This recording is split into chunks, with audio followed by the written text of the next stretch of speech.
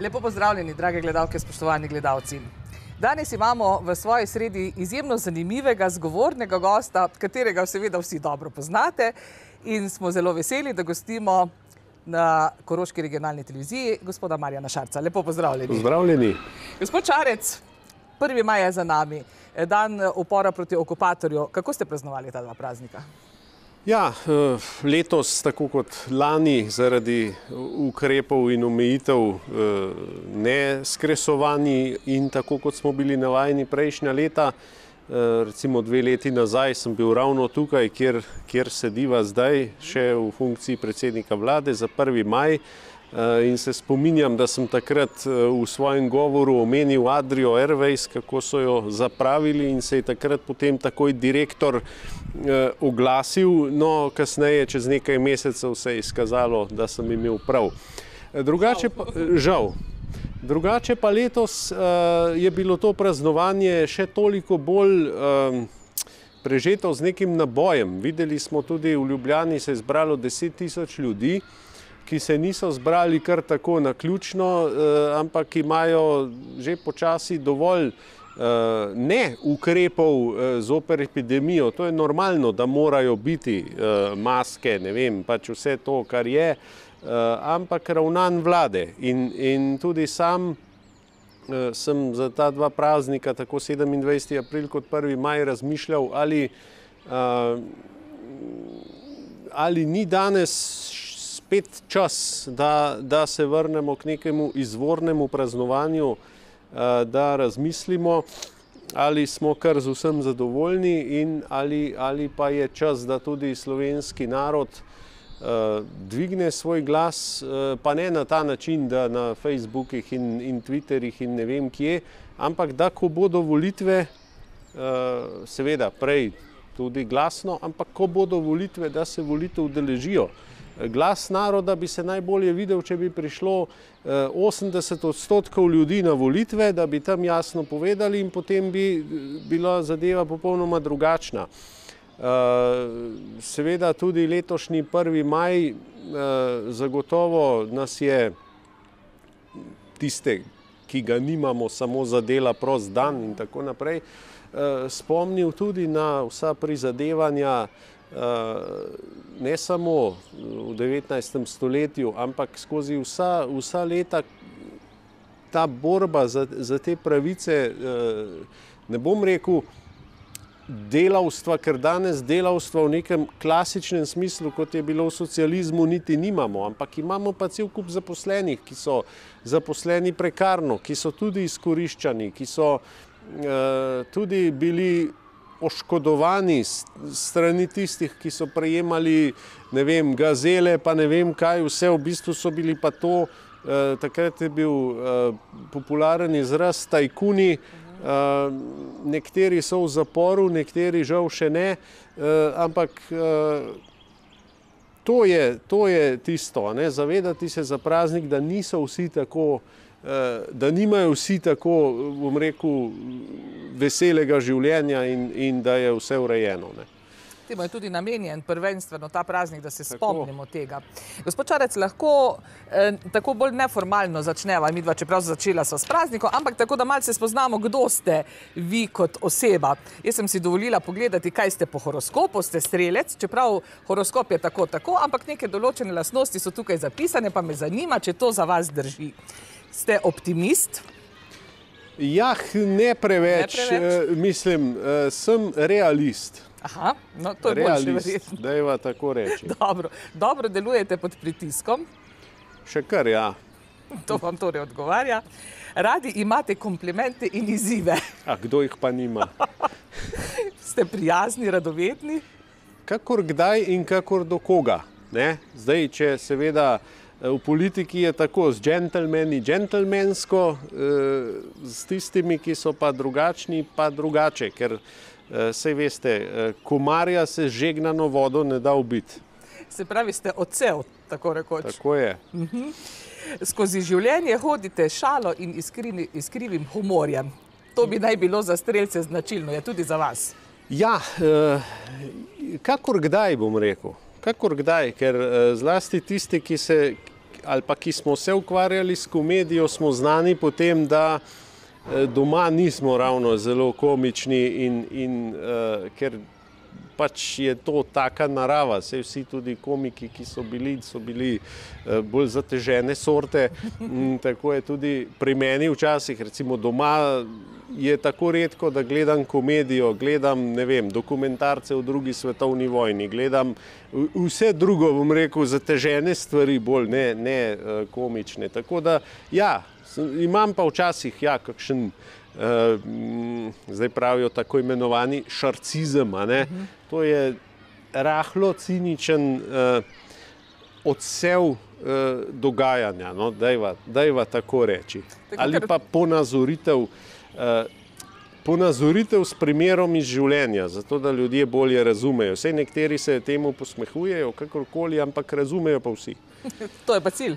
Tako, to je pa cilj. Ja, vsi smo že opazili, da včasih tako začinite nek vaš odgovor in zavijete. Ja, seveda, ker tako ljudje tudi razumejo, kaj si hotel povedati, a ne? Zdaj, tisto s krofi so mi potem naprej metali, ampak vsaka gospodinja ve, ali pa vsak, kdor je kdaj delal v kuhinji, ve, da za skuhati jed potrebuješ nek mir. Če ti nekdo ves čas lonce odpira, pa plin ugaša, pa malo popra, pa malo soli vrže noter, boš težko skuhal. Ne? Tako da to tisti, ki je kdaj kaj delal, razume, kakšen mir je to. Kdor pa ni nič delal, pa pač ne bo razumel, se bo pa posmehoval. Ne? Iz igralskih voda prihajate, potem ste se odločili za politiko. Je v politiki tudi kaj igranja? Ja, seveda, zagotovo je zadeva tudi do neke mere podobna. Potrebno je ljudi prepričati, potrebno je tudi podati stvari. Zdaj, seveda, če imaš dobro vsebino, pa jo ne znaš povedati, ni nič. Če znaš samo povedati, pa vsebine nimaš, spet ni nič. Fino je, da je oboje, ne? Ampak včasih ti vse znanje tega sveta ne koristi, če ne znaš, a ne? Bom rekel po domače, spet s primerjavo, dva lahko povesta isti vic, pa enemu se bodo smejali, drugemu pa ne, zato ker je treba znati povedati. Ne? Res je. In vam je vaš igralski poklic kaj koristil v politiko, oziroma vam koristi? Ja, zagotovo. Igralska akademija te nauči določenih zadev, nastopanja, prezence, zgubiš strah pred publiko, potem seveda te naučijo tudi, predvsem kaj me je AGRFT naučil najbolj, ne toliko igranja tega onega, ampak najprej so te zbili do dna, ne, so ti povedali, da si nula, da si nihče, da s teboj nič ne bo, ali pa so ti dali kakšne čudne, ne, zdaj, naloge, ne, zdaj se veliko govori o tem nadlegovanju na AGRFT, pa še kaj, ne.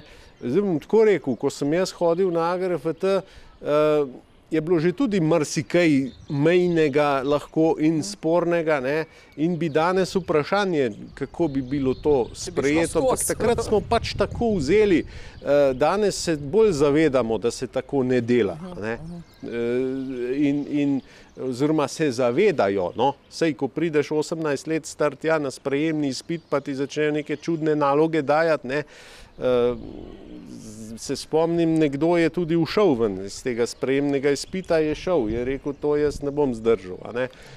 Mi smo vztrajali, ker pač smo vedeli, ne, če ćemo preživeti, če ćemo nekam prideti, je treba vztrajati, ne, tako da, ko mi danes očitajo puško v koruzi, ne, ko sem na AGRFT prvič nisem bil sprejet, sem šel še drugič probat, še eno leto kasneje sem rekel, ne bom samo enkrat. In zato isto tudi zdaj bom še enkrat poskusil. In če mi bodo ljudje dali dovolj glasov, potem bomo kaj delali pa naredili, če mi pa ne bodo dali dovolj glasov, potem pa pač ne. Tako da je tudi na ljudeh. Ni samo, če ti ne dajo dovolj glasov, potem pa od tebe zahtevajo čudeže, ne gre, ne. Oboje mora biti. Tako da AGRFT me je predvsem naučil tudi te vztrajnosti in ne vem, en profesor mi je rekel, da sem, pa ne samo meni, saj so vsakmu rekli, da je neumen ko moški spolni organ, no. Ampak ja, to smo takrat vzeli tako, ne, pač. Danes bi bilo to hudo. Ja, danes bi bilo marsikaj s tem narobe, ne. To je bilo tako imenovano, kot so včasih rekli še v jugoslovanski vojski, čeličenje, ne, se pravi jeklenenje, ne, podplat je koža čez in čez postala, ne, in zato potem tudi lahko zdržimo vse te pritiske tudi v politiki, a ne, sej, če pogledamo Twitter, pogledamo vse, sej ne delajo večina teh političnih nasprotnikov drugega, kako da nas vsak dan zmerjajo, kako smo nesposobni, kako smo taki, kako smo drugačni, zato se mi danes fino zdi, a ne, v vsej tej grozni situaciji, da imamo tako vlado, kot jo imamo, je pa dobro, da so dobili lastno medicino, ker v opoziciji so bili zelo pametni, ne. Sem bil jaz še predsednik vlade, so bili oni zelo pametni, pa vse so vedeli, pa vse so znali, pa vse bodo rešili, pa mejo bodo neprodušno zaprli, ne bo migrantov, ne bo nič, vse bo super, no danes vidimo, da ni tako, a ne. To je dokaz, kako hitro se ujameš v lastno zanko in če je kaj plus tega, če je lahko kakšen plus, je to, da ljudje vidijo in bodo lahko na naslednjih volitvah resnično presojali, kdo jim je obljubljal gradove v oblakih, kdo je pa realen. In jaz bom vedno realno povedal. Jaz, če me boste vprašali pred volitvami, kaj obljubljate, vam bom realno povedal, ne obljubljam nič drugega kot to, da bom trdo delal, da se bom trudil, seveda bo pomagalo, če bom imel dovolj glasov, da se ne bomo vsak dan pogovarjali, kako bi se pogovarjali, ne. In to je to, ne. Treba je biti realen. Kdor bo pa obljubljal gradove v oblakih, je pa tako kot banka, ki obljublja 8% donos, tam je nekaj narobe, to je potem kot une variante catch the cash pa ne vem kaj, ne. Tega ni, v življenju je vse realno, treba je trdo matrati za vsako stvar, za vsak projekt, da ga izpelješ, je to trdo delo, je to veliko truda zadaj in tako to je. In če mi bodo ljudje na volitvah ali pa nam, naši stranki, namenili glas, bomo seveda storili vse, da upravičimo zaupanje. Če nam bodo pa seveda namenili premalo za neko uspešno delo, kot je bilo to 2018, potem bo pa pač druga zgodba. To je, vam povem realno, tako kot je. V kratkem času, ko ste vstopili v državno politiko, ste si izkusili tako pozicijo, koalicijo kot opozicijo. Kam bi vi rekli, da je, kje je lažje biti na vladi ali pa potem, ko lahko kritiziraš vlado? Ja, nikjer ni prav lahko, ne. Zdaj, če svoje delo opravljaš resno, potem ni lahko, ne. Tudi zdaj v opoziciji ni lahko, ker vsak dan poslušamo, kako smo nesposobni, kako nič ne naredimo, ker ljudje enostavno ne razumejo, da za vreči vlado v parlamentu moraš imeti 46 glasov, a ne. Druga varianta so potem vile, grable, kose, pa na ulico, pa srp in kladivo, ampak to so druge zgodbe, ne. V parlamentarni demokraciji je pač tako, da moraš imeti glasove. Tako da to je mogoče zdaj v opoziciji težko poslušati, pa ko mi vsak dan nekateri očitajo, da zaradi mojega odstopa je ta vlada na oblasti. To je lahko lepa tolažba, ne drži pa ne, ker ta vlada naša bi šla v enem mesecu dni tako ali tako. Jaz sem samo, bom rekel, čas skrajšal, v bistvu sem evtanazijo naredil, a ne, lahko bi čakali še en mesec, pa bi bili na istem, tako da sem pa vesel, da imam obe izkušnji. To je redko dano, da v enem mandatu, da si in v vladi in v opoziciji. In ko smo šli mi v opozicijo, namreč, treba je vedeti, da mi vlade nismo sestavljali po zmagi na volitvah. Mi nismo zmagali. Mi smo jo sestavili, ker so bile take okoliščine, ker so nam tudi vsi rekli, da Janeza Janše nočejo, danes se tudi vidi, zakaj ne. in smo vzeli to kot nalogo in v normalnih razmerah verjetno bi šli s 13 poslanci, kolikor smo jih dobili, v Janševo vlado ne bi šli in bi bili v opoziciji, ne? In smo pač sestavili in smo že na začetku sem vedel, da bo težko z manjšinsko vlado, ne? Ker to, kar danes gledamo v državnem zboru, ko spet gledamo neko manjšinsko vlado, sicer s potem prodanimi dušami in oportunisti zraven, ne, ki so se bali za svoje stole, to ni neka vlada, ki bi lahko bila dolgoročno, bom rekel, zelo uspešna. Ne? Mi smo to imeli že od vsega začetka. Potem državni svet nam je dal veto na vsako stvar, na vsak zakon. Državni svet je nam dal desetkrat veto, tej vladi ga je dal samo enkrat, pa še to je bil zakon nepomemben. Ne? Se pravi, že ta razlika je, potem tudi partnerjev je bilo pri nas več, tam jih je bilo manj in tako in tako. Ne? In potem, ko sem pač presodil, da je čas za spremembo, smo šli v opozicijo in so nam spet vsi napovedali, ja, vi ne znate biti v opoziciji, ker ste vladna stranka, ampak ko si v državni politiki zgolj 2 leti, ti res ni težko oditi v opozicijo. Sej pač poskušiš nekaj novega. Vsaka tako pozicija kot opozicija ima svoje zakonitosti in moram reči, da tisti, ki so napovedovali, kako bomo poginili v opoziciji, so se zmotili, kajti delamo. Znamo biti opozicija, znamo biti vlada in ko bodo naslednje volitve, bomo znali ljudem povedati, v vladi smo delali tako, kot ste nas videli, tudi bili smo resna tudi opozicija, se smo pravzaprav nek motor opozicije, se nam ves čas očitajo, da soliramo, ne?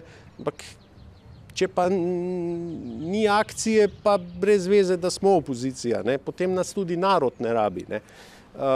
In ko bodo volitve, bomo pač ljudem znali povedati. V vladi smo naredili, recimo zdaj se spet govori o regresu, mi smo ga razdavčili, a ne, se pravi bruto je neto in tako smo kar nekaj stvari naredili. Minimalno plačo smo dvignili, potem Ministrstvo za infrastrukturo je dalo brezplačne prevoze za upokojence. To so vse uspehi naše vlade, ki je v relativno kratkem času naredila kar nekaj. Kljub manjšini in kljub težkim zadevam. A vam je bilo žal, da ste potem odstopili kot predsednik? Ne, ker druge izbire ni bilo. Saj pravim, ste videli, da ne bo šlo naprej tudi z Levico? Levica je itak odpovedala sporazum, potem se jih prosil, naj se pri proračunu vsaj zdržijo, da bo šel čez, pa pri Angeliki Mlinar, da se vzdržijo, da bo šlo čez, so bili absolutno proti in sem videl, da ne bo šlo. A ne? In če ne bi odstopil, bi vlada padla kakšen mesec kasneje. To bi bila vsa razlika. Ne? Tako da te puške v koruzi, to je pač Janez Janša se spomnil, ker seveda on se odstopa boji, ko hudič križa in njemu to ne bi prišlo na misel. In potem rajši neko normalno demokratično dejanje, če nimaš večine, prikaže kot neko puško v koruzi, kot ne vem kaj. Ampak puške v koruzi so za tiste, ki živijo v preteklosti. Mi se ne ukvarjamo s puškami, ne? Mi se ukvarjamo raje s kakšnimi digitalnimi zadevami in se pravi, ko bodo volitve, je nujno, da pač ljudje gredo volit najprej in če nam bodo dali dovolj glasov, potem so lahko sigurni, da me bodo s palco tolkli, pa še ne bom odstopil. Ne? Kaj morda na 2-3 področjih bi naredili kot predsednik vlade drugače, kot dela sedanja vlada? Ja, zagotovo karantenske odločbe takrat bi bilo treba takoj strogo nadzirati. Potem bistvena stvar pa 100% nadomestilo odsotnosti z dela. To je bistvena zadeva. Pri nas smo imeli 80% in to se je pokazalo, potem so ljudje bolni hodili na delo in je zadeva ušla iz rok. To je ena bistvenih zadev. Potem tudi kontrole na mejah. Ne? To se vse takrat odlašalo in tudi recimo poleti, ko so se ljudje z Hrvaške vračali, bi morali mogoče prej reagirati, glede na to, da bi pričakoval od njih, ker so pri nas takrat vse vedeli, ne, kako, pa smo bistveno manj takrat vedeli. Drugače pa, kar se mi zdi bistveno, kar bi mi drugače delali in kot smo delali. V času naše vlade vi niste slišali nobenih težav v medijih, nihče ni uničeval STA, nihče se ni spravljal na medije, nihče se ni kregal s tujimi bruselskimi mediji, potem tudi mi zagotovo ne bi ravnali zunanje politično tako, kot ravna ta vlada, ko nas pelje v Višegrad, namesto da bi bili tam, kjer sodimo. Postali smo problematična država, ki ima probleme z vladavino prava.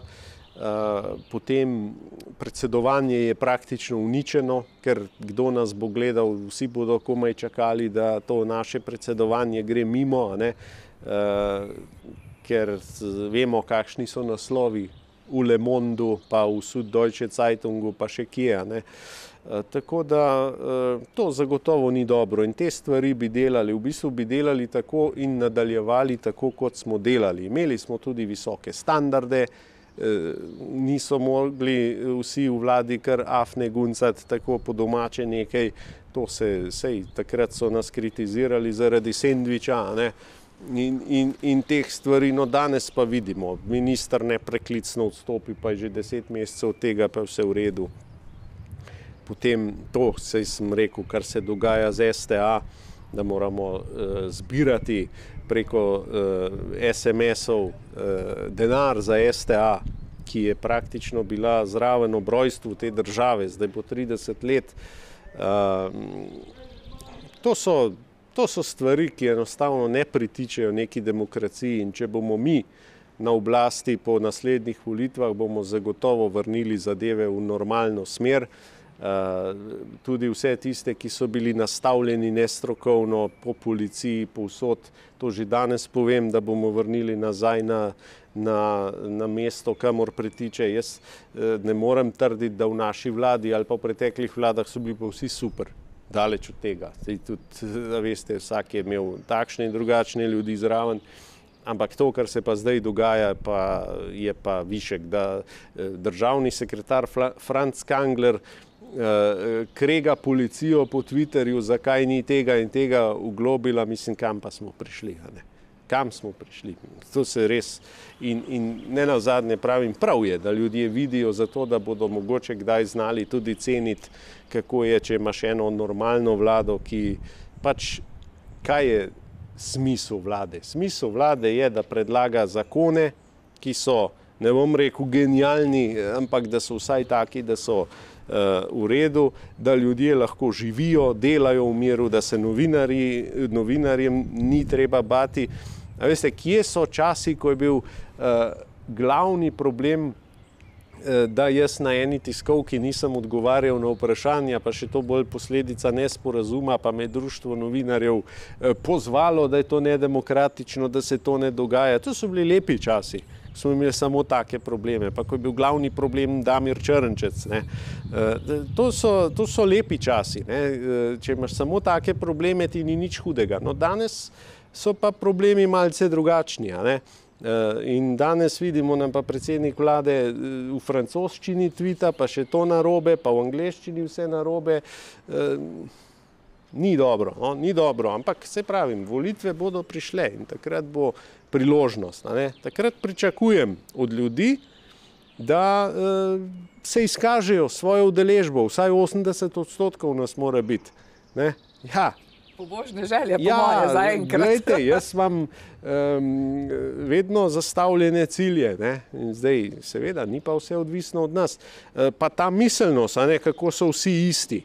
Kako so, eden mi je napisal na Facebook, vseh 90 naredite samomor.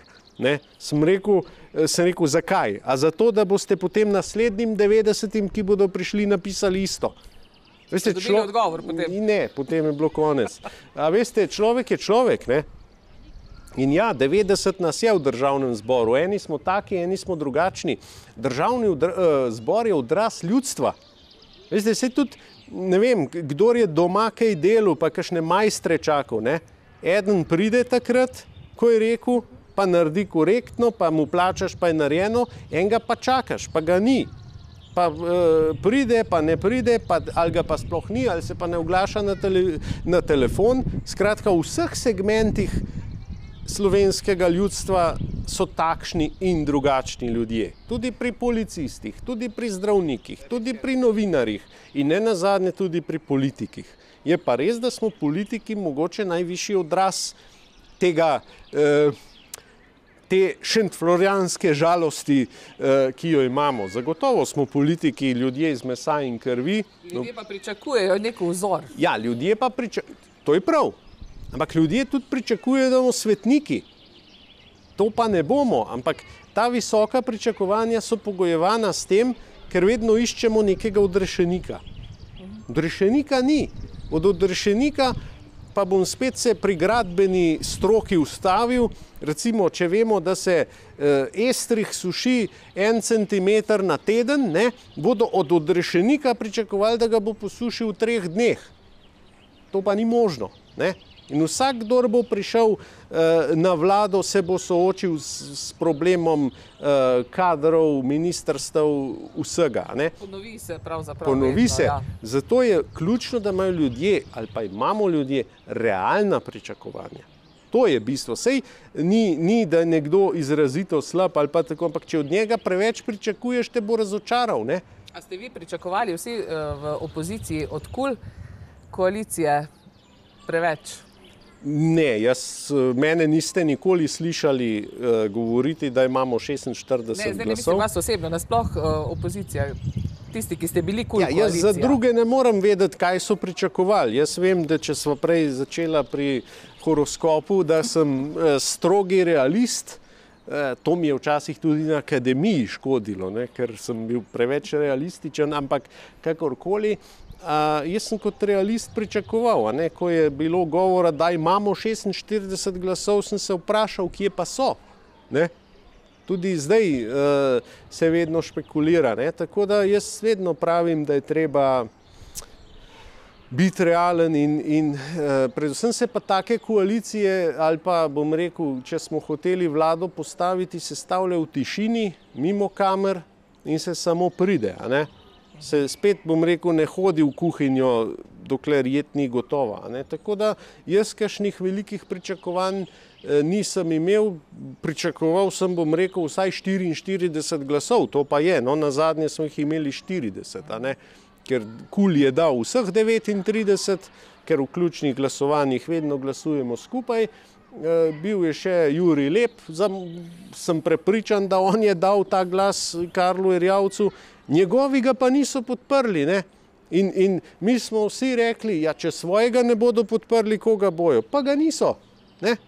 To je pač slovenska politika, to je hram demokracije in tako je. Tako da v življenju nimam nikoli velikih pričakovanj. Jaz naredim vse, kar je možno v danem trenutku, in če se dobro izcimi, če dobro uspe, sem toliko bolj vesel, če pa ne, je pa vedno nova možnost. Sej dokler nisi v krsti ali v žari, se še vse da narediti. Res je.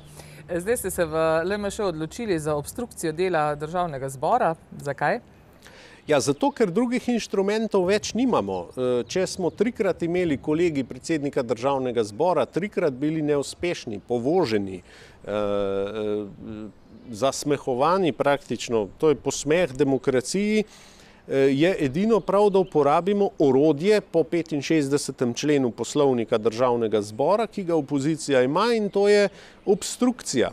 Zdaj to ne pomeni obstrukcija, vem, da ljudje si ne predstavljajo, kaj to pomeni. To ne pomeni, da bomo zdaj mi doma, pa bo en travo kosil, druga bo potico pekla, tretji bo otroke čuval. Ne, mi bomo vsak dan prihajali v državni zbor, ker je treba na vsaki seji odbora napovedati obstrukcijo. To ni, da smo napovedali danes in potem velja za vse. Ne, na vsaki seji je treba napovedati, obstruiramo zaradi tega razloga. Kadar bo prišlo pa do glasovanja o ustavni obtožbi predsednika vlade, o interpelacijah, o drugih orodjih, ki jih opozicija ima, bomo pa tudi mi glasovali.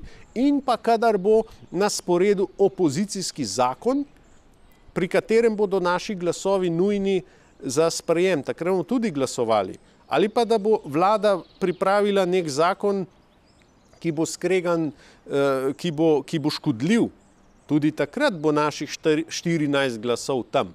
Mi ne bomo obstruirali na ta način, da bi jim dali, da bodo vse sprejeli. Je pa dejstvo, da ima opozicija ta hip z nepovezanimi 43 glasov, koalicija jih ima uradno 38 in če smo mi vsi neprisotni tam iz opozicije, potem je državni zbor nesklepčen.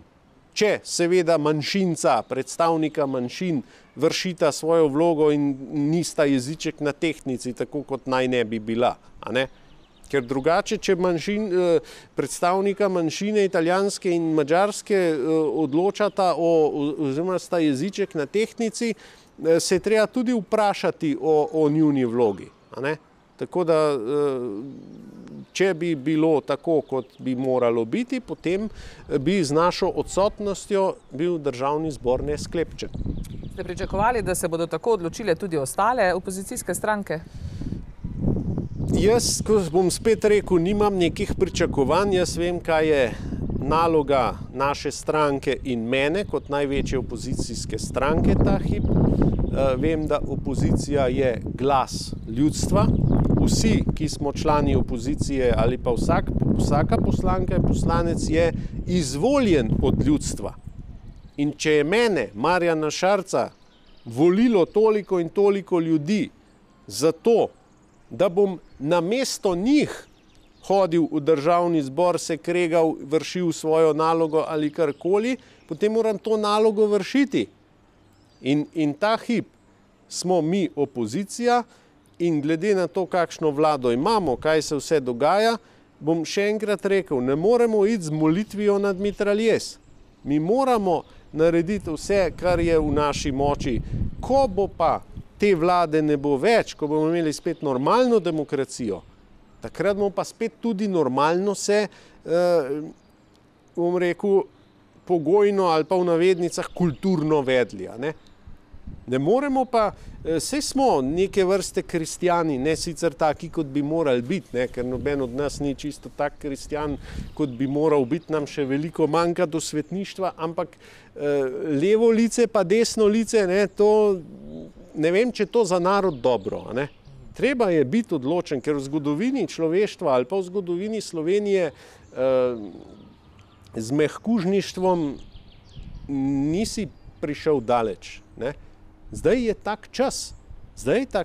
Zdaj ni čas za debatiranje in neko lepo kvazi konstruktivnost, ker ta vlada ima pač take metode, kot jih ima.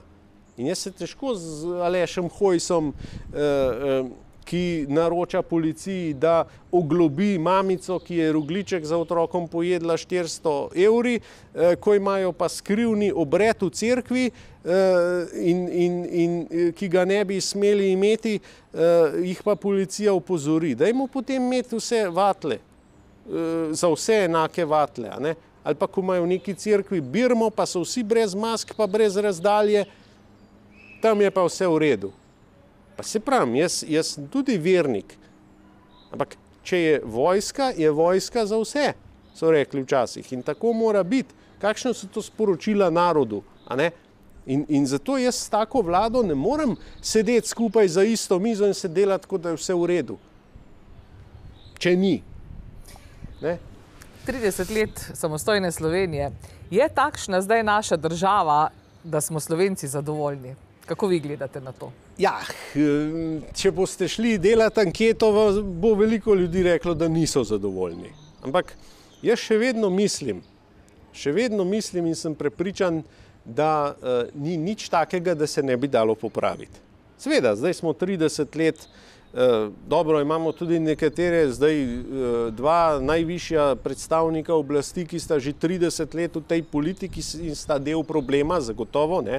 Ker jaz sem bil star 10 let, ko sem gledal prenos Zveze komunistov, ko je naša delegacija šla ven iz dvorane, 10-9 let, ali koliko sem bil star, in potem Janeza Janšo spremljal in tudi seveda Boruta Pahorja, ampak Janeza Janšo takrat še malo bolj, ker je bil pač obrambni minister, ker je bil stvarilec te naše države in potem ga spremljal skozi vso. No, danes sem njegov politični nasprotnik in se z njim dvobojujem na političnem podiju.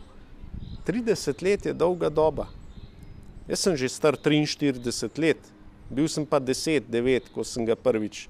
Ne? Se pravi, tudi to je del problema. Ne? Mi potrebujemo,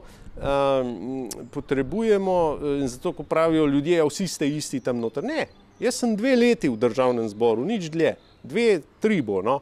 Se pravi, potrebujemo nove obraze, kot pravimo. Ja, ne bom rekel nove obraze kar tako, a ne? Sej tudi jaz nisem bil nek nov obraz, sem bil že 2 mandata župan in to, ampak zagotovo pa dokler bosta Borut Pahor in Janez Janša 30 let v slovenski politiki in se zdaj na 30-letnico države še najbolj podpirata in vidimo, da predsednik republike je, prostite izrazu, ampak to je kot na pol kuhan puding. To ni nobene jasne besede, to ni nobene odločne besede. Ubran predsednik republike bi moral prvi braniti, če je nekaj narobe, a ne? In da on v intervjuju pove, da dopušča možnost, da bi lahko kdo mislil, da nekaj... Ne, danes ni tak čas. Danes je čas za jasno besedo, odločno besedo. In to motoviljenje pač ni dobro in zato ljudje zgubljajo zaupanje v politiko. Ga zgubljajo. In zato smo tam, kjer smo. In ob 30-letnici države, ki je moja država, dobro, jaz sem bil toliko zraven, da sem z balkona slišal, ko je Trzina pokalo, recimo, a ne? Nisem nobene zasluge za to državo, daleč od tega. Ampak ob 30-letnici je čas, da si rečemo, bodimo veseli, da jo imamo, je lepa država, ima vse pogoje, ima lepo lego geostrateško, smo koridor, mi nismo kot recimo Makedonija, ki je ukleščena noter in ima praktično, jo vsi napadajo z vseh strani. Imamo dobro lego in nič takega se še ni zgodilo, da se ne da popraviti. Samo ključ imajo pa ljudje na volitvah. Torej ste vendarle optimist. Ja, seveda, v tem oziru zagotovo. Sej, kam pa pridemo, če bom jaz zdaj k vam prišel, pa bom rekel, ne vem, nekateri, ko smo se mi, ko je Janez Janša prišel lani na oblast, so rekli, fino, zdaj pa on krizo rešil, pa vse bo, pa vse. No, danes po enem letu ti ljudje na Twitterjih obupujejo, to je konec, ni perspektive, izselili se bomo, ne vem kaj. Jaz se svoje države nikoli ne bom selil. Ne. In tudi ni nobenega razloga, da obupujemo. Je pa res, da se ljudje ne zavedajo. Ključ je v volitvah. Da gremo, da volimo. Ker če mi volimo, ne vem, reče, kdo lahko potem, jaz sem Šarca volil, je za en, da ne rečem kaj, ampak ker sem ga volil, ga lahko tudi kritiziram.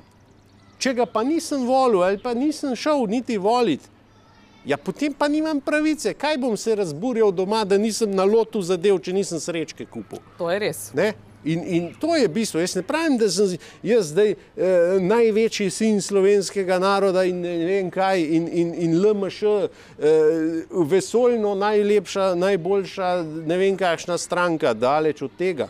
Ampak, če ljudje ne bodo šli voliti, pa če ne bodo dali priložnosti, ampak res priložnosti, to je taka priložnost, da imaš, ne vem, vsaj 25 poslancev, ne 13, kot smo jih mi dobili in jih imamo pač danes 14 z Janijem Möderndorferjem, potem lahko samo jamrajo in se tolažijo, kako bi bilo boljše, če bi bil, ne vem, ta in ta in ta in ta. Ampak tega ni, a ne?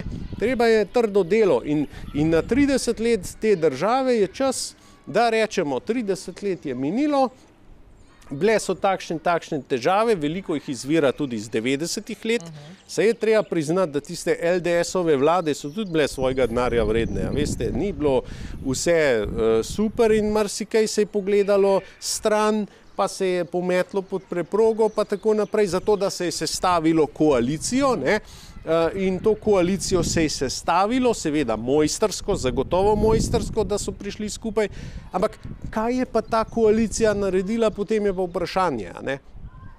In seveda danes poslušam kakšne z LDS-a, kako so edino oni znali vse delati, ne? Ampak ko je Janez Drnovšek zaprl vrata za sabo, so razpadli, ne?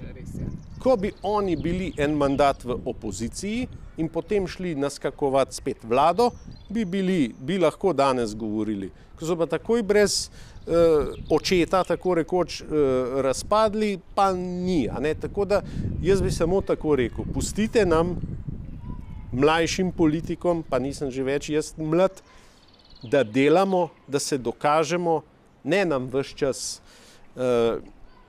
metati nekaj pod noge, pa nekaj pa bo za vse lažje, ne? Zdaj ste velikokrat omenili volitve. Prihodnje leto je, lahko rečemo, super volilno leto, lokalne, državnozborske in predsedniške volitve so pred nami.